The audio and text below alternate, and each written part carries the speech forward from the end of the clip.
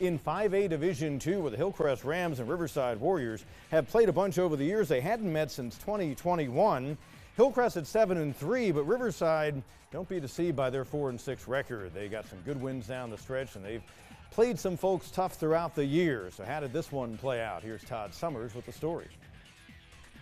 6-seed Hillcrest playing host to 11-seed Riverside. Midway through the first quarter, Jackson Free fakes the handoff, bounces it outside and breaks free, finding plenty of room to run for a 51-yard touchdown. Hillcrest up 7-0. Less than a minute later, Gideon Merib throws deep, but Ram Chris Briggs makes a fabulous diving interception. However, late first quarter, the Rams give it back. Jackson Free rolls right, fires downfield. The ball goes off the hands of one Warriors defender and into the hands of another as Deza Anza comes up with the interception for Riverside. And the Warriors capitalize. Early second quarter, Keon Knowles goes off the left side and powers in for the 4-yard touchdown. Game tied at 7. Under a minute and a half to play in the first half. Jackson Free fakes the handoff, fires across the middle, and hits Nijay Harris for a 49-yard touchdown. Hillcrest back on top, 14-7. 13 seconds to play first half. Free throws to the end zone, and J.K. Stroud makes the leaping grab for a 16-yard touchdown. Hillcrest up 21-7 at the break.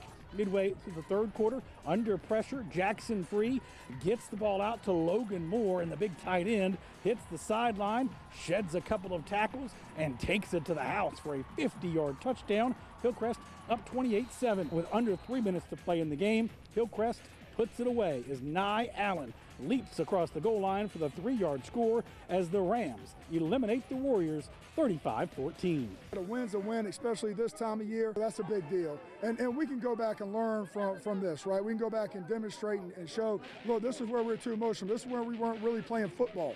In Simpsonville, for the High School Red Zone, I'm Todd Summers. So Hillcrest is moving on. Jake Bentley and Nation Ford, former USC quarterback. His dad was once the great coach at Burns High, a family of football guys. Well, he's now a head coach in his first season, trying to extend it for the school over in the Fort Mill area. And right into the end zone against them, Keyshawn Farrow. Early on, Greenville had a 7-0 lead. Then check it out, Franklin Whitley gets the deflection, the Florida State commit, and it's intercepted by Julian Renrick. It's a very popular name in this building, Renrick. Anyway, it sets up Greenville in fine fashion. Farrow and Trip Bryant makes it 14-0 in favor of Greenville, and the Red Raiders are able to outlast Nation Ford 42-35. Greenville bouncing back from their heartbreaking loss last week against Hanna. Now they got to travel down to Anderson and take on Hanna in the next round of the 5A Division II playoffs. By the way, Hillcrest moves on and plays Indian Land. Eastside and Gaffney in 5A Division II.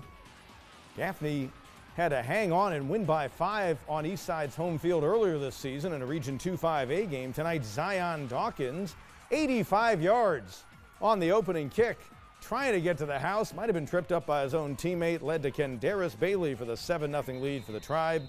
Gaffney trying to get an 8th win on the season. Eastside trying to pull what would be a significant upset. Josiah Hill later with a touchdown, 14-0 lead, and Gaffney's moving on to face Greenwood.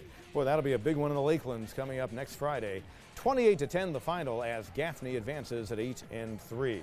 Mann and Spartanburg get together, a Vikings team that was without Trenton Lynch down the stretch, and it showed.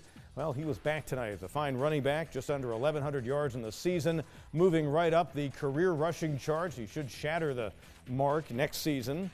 Well, tonight that touchdown for Lynch in the second quarter makes it 21-3. Lynch makes it a 31-3 game in the third. He finished with another 100-yard night, just 6 carries for 124. He's now up around 1,200 on the season. Vikings move on past Mann. They avenge a playoff loss a couple of years ago. No, they beat them last season, 45-3, as Spartanburg moves on to play Ridgeview.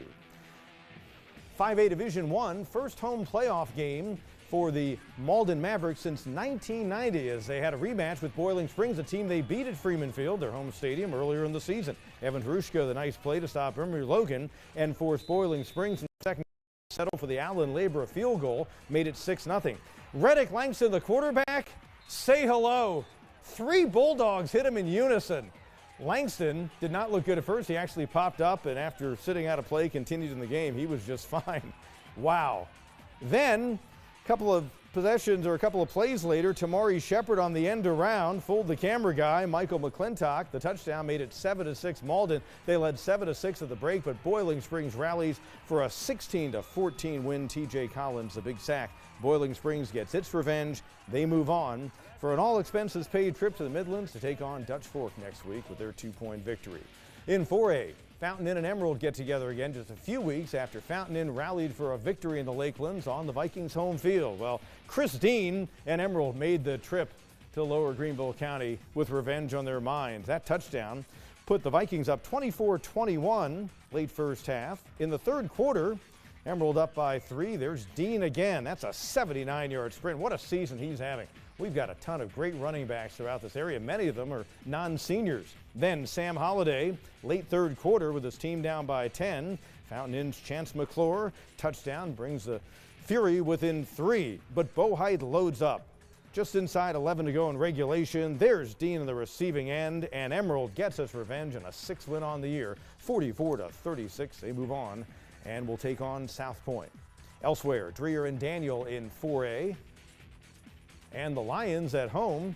Talk about young running backs who are really good in this area. Kingston Bibb, just a freshman, nice run. That was in the third quarter. Manny Major with a nice little run. It missed setting up a field goal for the Lions that would have certainly added some insurance.